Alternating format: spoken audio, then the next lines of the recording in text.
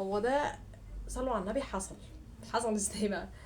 في بنت اتعرفت على واحد، وهو ليه صديق مقرب، هو والصديق يعني هو الصديق المقرب ده بقى اقرب للشخصيه دي، وهو بيحب البنت اللي عرفها على الصديق المقرب، بس هو بيعتبره اخوه.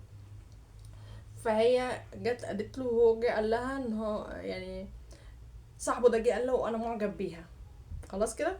فهو تمام، فاستأذنها ان هو يدي صاحبه الرقم، فهي وافقت، يبقى كده ماشي. طيب اوكي، اديلها الرقم وسيبهم يتكلموا، لو من نصيبك هترجع لك. يمكن هي تحرجه.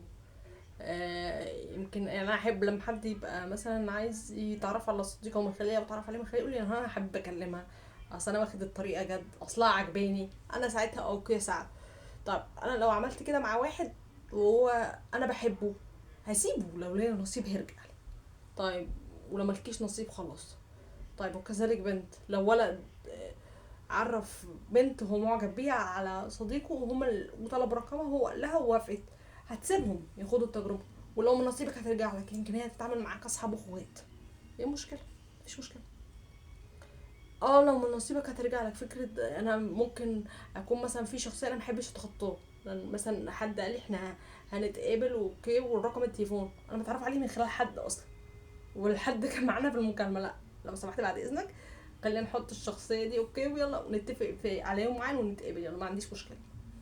طيب في حاله ان الشخصيه دي اتعاملت مع ارقام تانية، او كنت طالب ان هو يتعامل معايا بشكل شخصي، يحب ان الشخص التاني يبقى عارف فكره بقى انا معجبه بالشخص التاني او لا، او معجبه بالشخص الاولاني، انا اللي اقدر احدد واقرر. وفي الحالتين لو هي من نصيبك هترجع لك، لو مش من نصيبك خلاص.